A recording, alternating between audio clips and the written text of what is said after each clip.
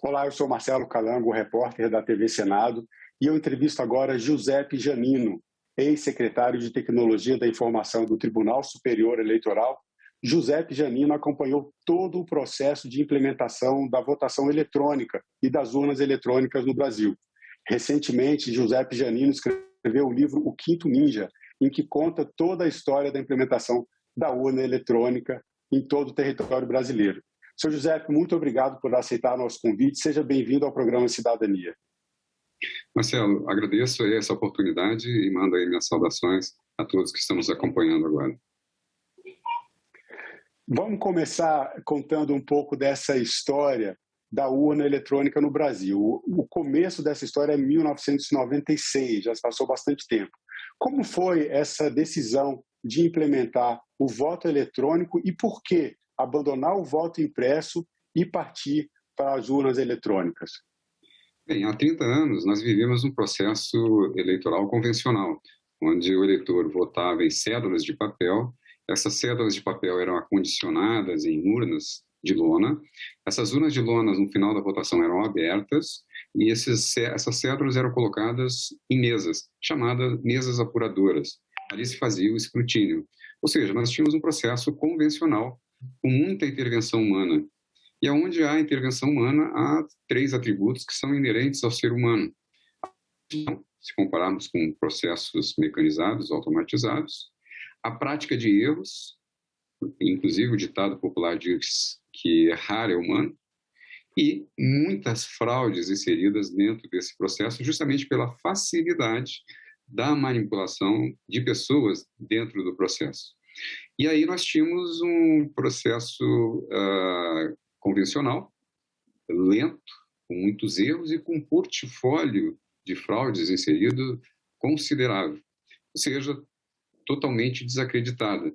Levava-se semanas para se apresentar um resultado, e quando se apresentava esse resultado, ele era sempre acompanhado de muita suspeição. Ou seja, nós chegamos, digamos, lá no fundo do poço na questão da credibilidade de um processo eleitoral. Esse foi a grande motivação para uma transformação, ou seja, mitigar a mão do homem do processo, substituí-la pela tecnologia. E a tecnologia, ela trouxe atributos que até então não eram conhecidos no âmbito convencional, como a celeridade, a integridade, segurança, rastreabilidade, imutabilidade dos dados e vários outros mecanismos de auditoria. Ou seja, nós saímos de um cenário de total falta de credibilidade para um cenário com alto índice de credibilidade num processo baseado na tecnologia, com integridade, segurança e celeridade. Isso aconteceu justamente na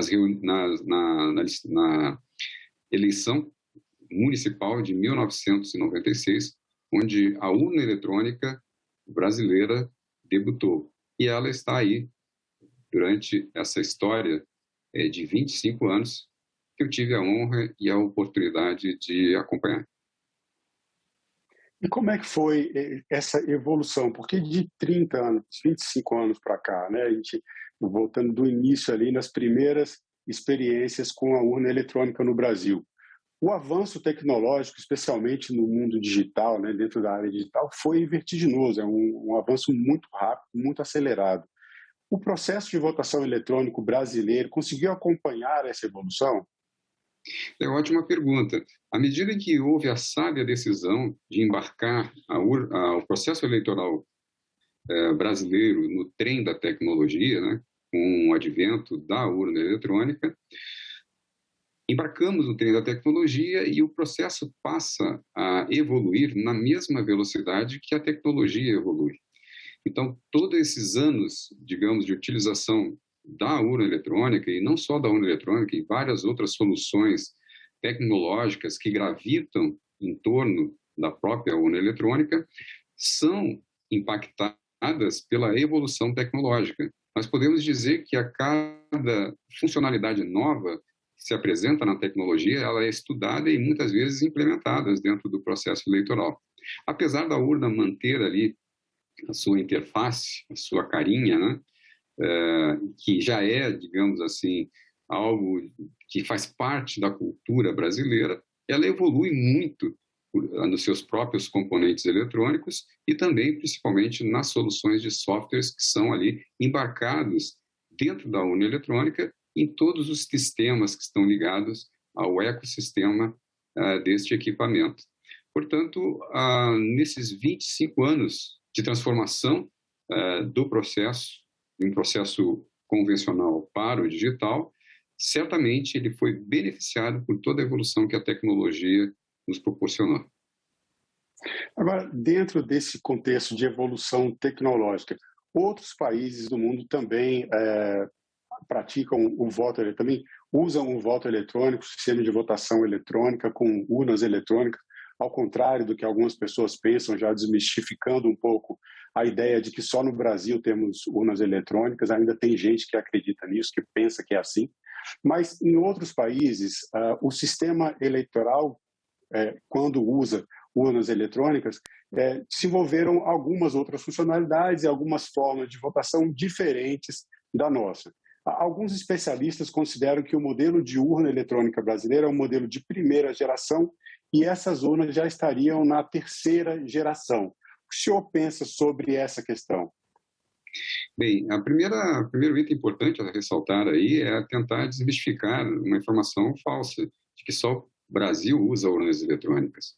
Se nós não entrarmos no site do IDEA, que é uma instituição organizacional que visa a propagação da democracia no mundo, lá tem a lista dos países que utilizam urnas eletrônicas ou equipamento de votação automatizado. São mais de 40 países no mundo que utilizam processos semelhantes ao Brasil.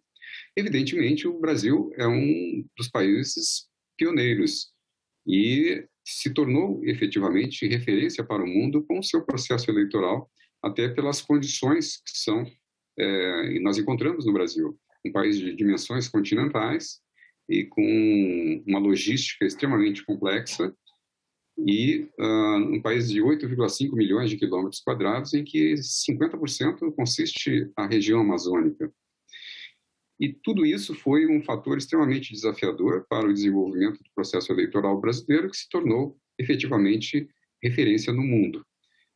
A urna eletrônica brasileira foi desenvolvida para o Brasil, para as características e peculiaridades do Brasil, que vão desde do compêndio de leis da sua Constituição, do Código Eleitoral, das leis complementares, das resoluções, e ali permeado pela questão sociocultural do Brasil. Ou seja, é um processo desenvolvido para o Brasil. Isso não quer dizer, fica claro que se nós pegarmos a urna eletrônica brasileira e tentarmos colocar em qualquer outro país, certamente ela não vai se adequar com essas características desses países, que ela foi efetivamente desenvolvida para o Brasil.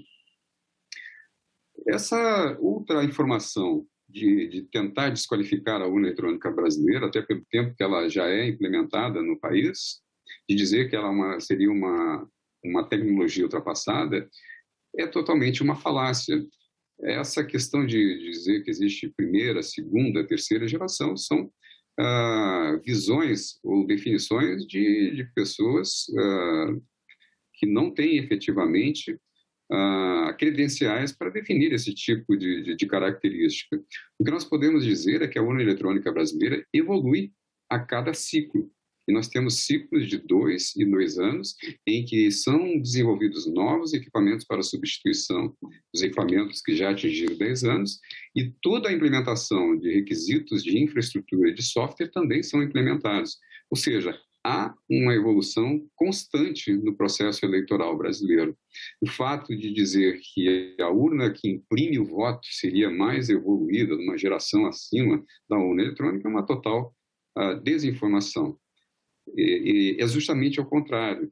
Existem mecanismos na nossa urna eletrônica que foram desenvolvidos e adquiridos da evolução tecnológica que permitem se fazer auditorias muito mais precisas do que simplesmente se fazer uma verificação por meio do papel. Ou seja, nós não precisamos mais de um papel para fazer uma auditoria no processo eleitoral. Outros mecanismos muito mais consistentes. Isso. Esse ponto foi o que gerou bastante polêmica recentemente, em 2021. A gente teve essa polêmica bastante exaltada em relação à volta do voto impresso. Aí também existe uma confusão muito grande, porque algumas pessoas, quando se fala em voto impresso, acreditam que seria assim, acabar com a urna eletrônica, encerrar a votação digital eletrônica e voltar ao modelo totalmente impresso. Alguns países realmente utilizam esse modelo híbrido, em que você tem a urna eletrônica e o voto sai impresso. E esse é um dos pontos que se questiona. O cidadão, a cidadã comum, eu perguntando para algumas pessoas sobre a confiabilidade da urna eletrônica, sobre como as pessoas se sentem em relação à segurança do seu voto, a pergunta que me vem e que motivou toda essa discussão novamente de se ter ou não o voto impresso, é que o eleitor vota, completa ali a sua eleição, no caso das eleições gerais, ele vota para presidente, senado, deputados, e depois ele, concluída a votação, ele não tem como conferir o próprio voto.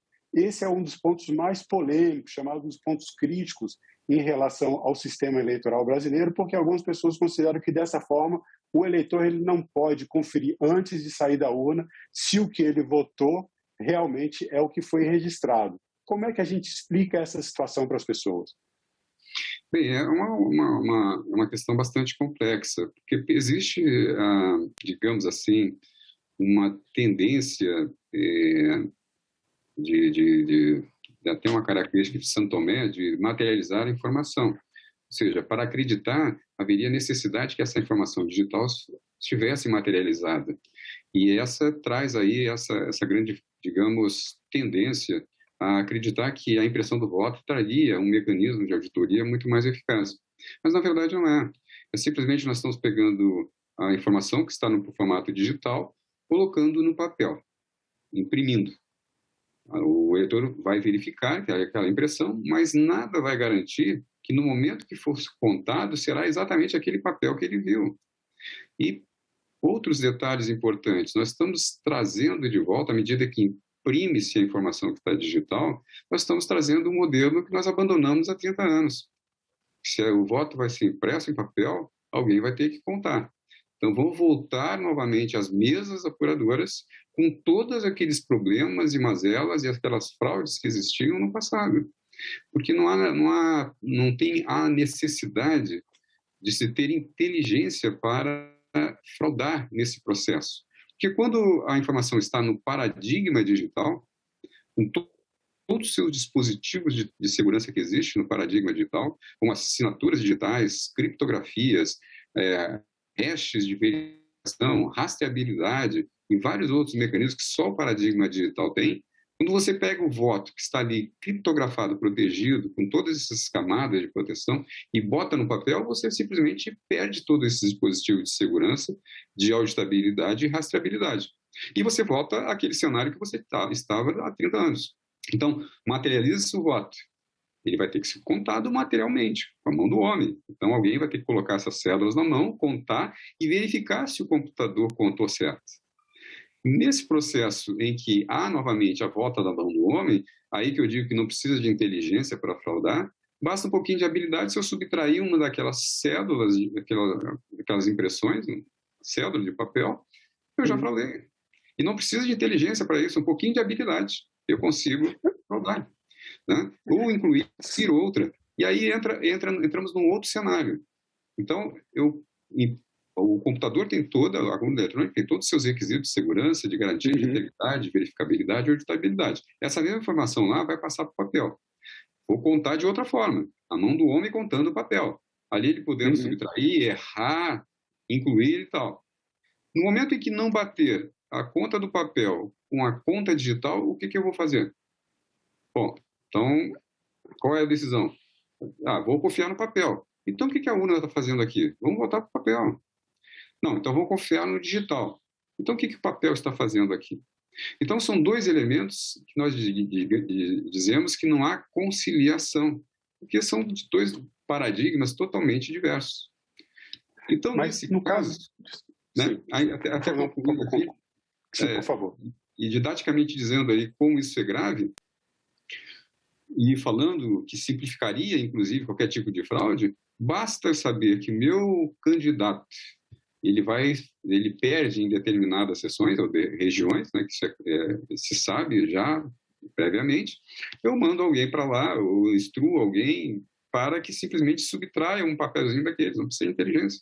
Aí não vai bater o papel com a urna eletrônica. O que se faz? A saída mais sensata, anular aquela sessão. E se eu anulei aquela sessão, já tirei todos os votos daquele candidato. Seria uma forma de prejudicar o adversário, né? Você poderia, numa situação hipotética, poderia-se até pensar isso de uma forma estratégica. Mas quando se propõe esse sistema de votação em que existe o voto impresso para a conferência, o que se propõe é que essa contagem seja feita de forma estatística, ou seja, seleciona algumas urnas aleatoriamente, como é feito hoje já nos testes de verificação durante as eleições, e não precisaria, na verdade, contar todos os votos.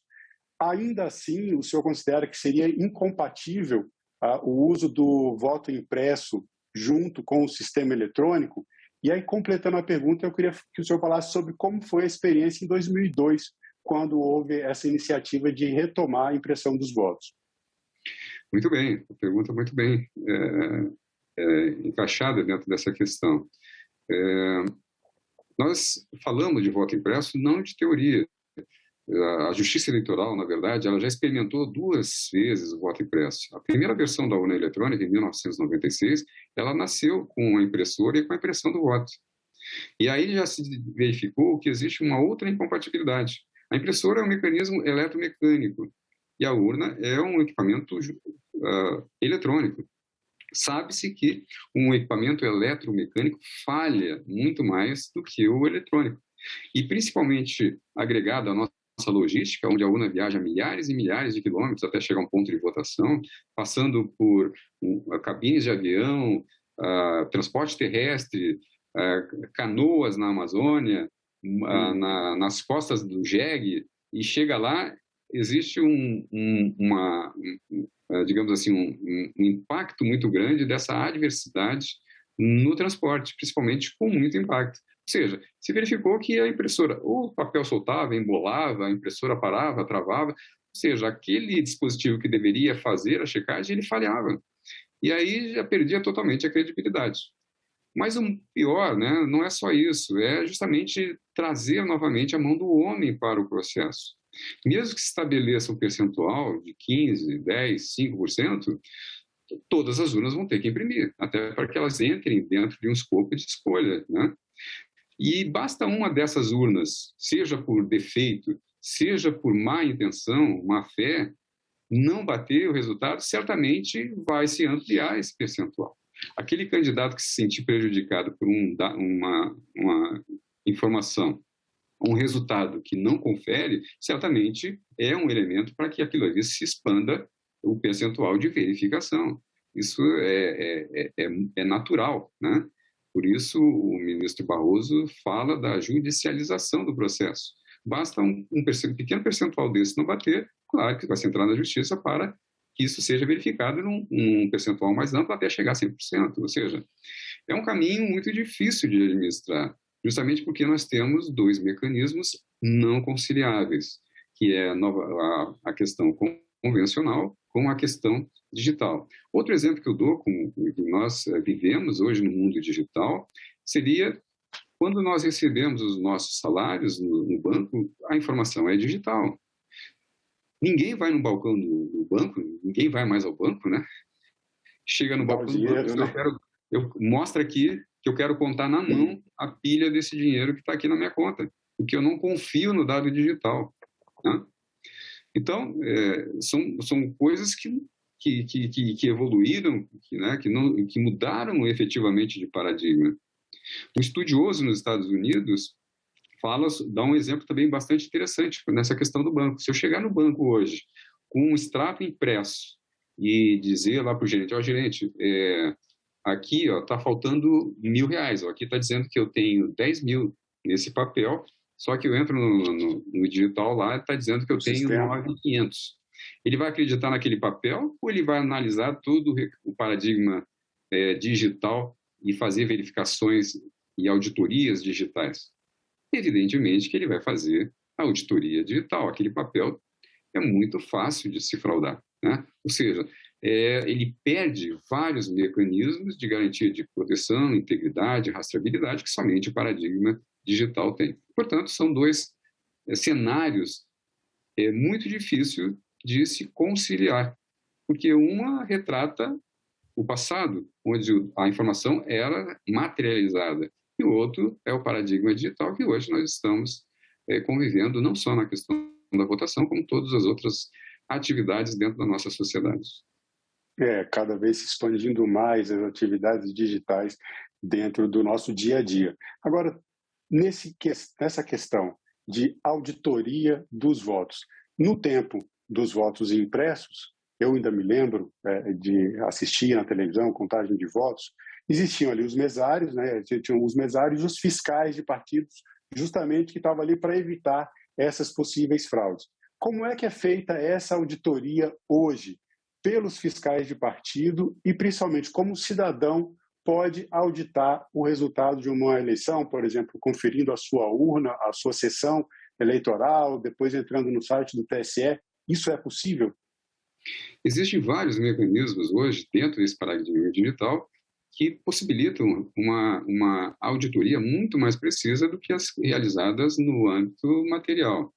Primeiro, todos os sistemas que são utilizados na eleição, eles são abertos com 1 ano de antecedência para que os interessados possam analisar linha por linha de cada um dos programas que serão utilizados na eleição.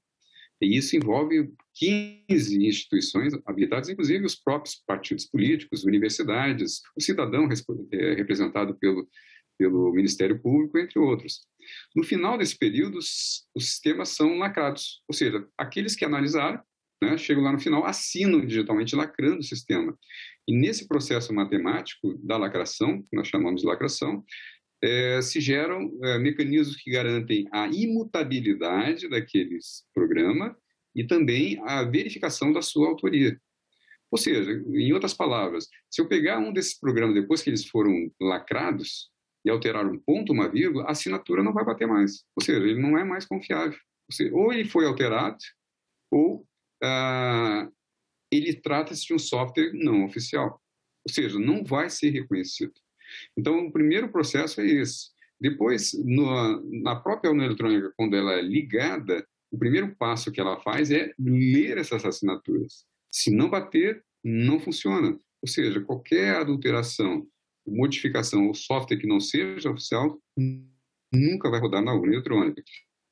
Tudo que ela gera, os votos, são assinados por cada urna eletrônica que tem seu certificado digital.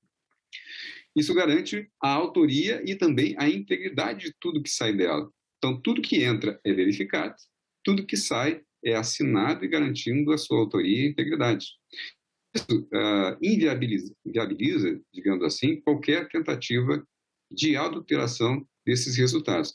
Existem vários outros mecanismos que o próprio cidadão pode participar, captando, por exemplo, o resultado que é apresentado lá na sessão eleitoral, no boletim de urna. Lá tem um código bidimensional, um QR Code, que por meio de um software, um app desenvolvido pela Justiça Eleitoral, ou pode ser desenvolvido por qualquer outro, ele registra aquela informação que está lá no âmbito da sessão eleitoral e verifica se é a mesma que chegou para a totalização, porque a informação que chega para a totalização é mostrada, apresentada também para esse tipo de checagem.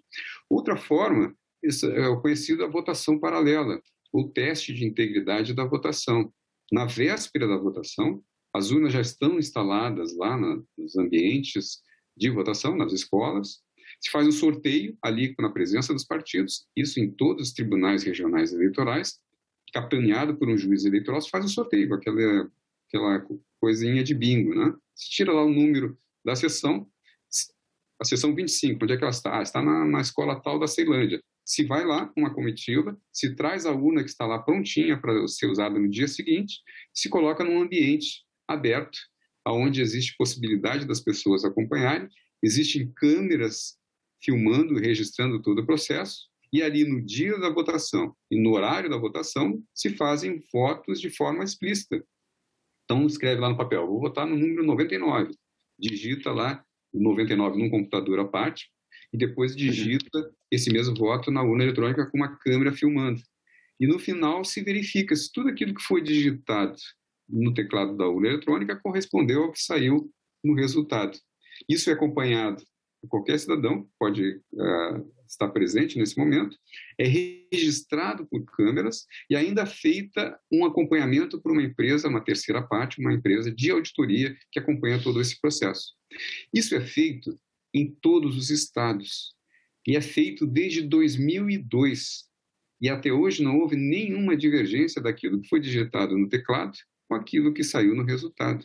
Então, isso é uma forma extremamente importante, didática até, de se auditar o processo eleitoral ou a urna eletrônica e considerá-la efetivamente confiável. Seu Giuseppe Janino, a gente está falando de eleição, num ano de eleição, a gente está falando do nosso sistema eleitoral, das urnas eletrônicas, da história das urnas eletrônicas e da confiabilidade e segurança que essas urnas trazem para cidadãs e cidadãos brasileiros. A gente tem mais 1 minuto de entrevista e eu queria, nesse último minuto, que o senhor dissesse, com as suas palavras, para o senhor, o que é cidadania? Cidadania é uma forma de viver em sociedade, sempre olhando para o nosso semelhante que está próximo a nós, buscando efetivamente os nossos direitos, mas principalmente fazendo valer ali o nosso dever, a nossa responsabilidade. Agradeço pela resposta, agradeço mais uma vez pela entrevista, pelo seu tempo. Muito obrigado por ter contribuído no programa Cidadania. Muito obrigado. Eu queria só aproveitar aqui os últimos minutinhos para mostrar a minha publicação, o Quinto Ninja, onde nós falamos mais aprofundadamente, principalmente com relação aos mitos e verdades do processo eleitoral digital. Muito agradecido por essa oportunidade e um abraço a todos, ficando sempre à disposição. E eu agradeço também a todos os internautas que assistem à TV Senado, aquelas pessoas que assistem também pela TV, nossos espectadores e telespectadores, e acompanhem sempre a TV Senado. Ativem o canal, assinem o canal da TV Senado no YouTube, ativem as notificações e acompanhem toda a agenda política do Congresso Nacional. Obrigado e até o próximo Cidadania.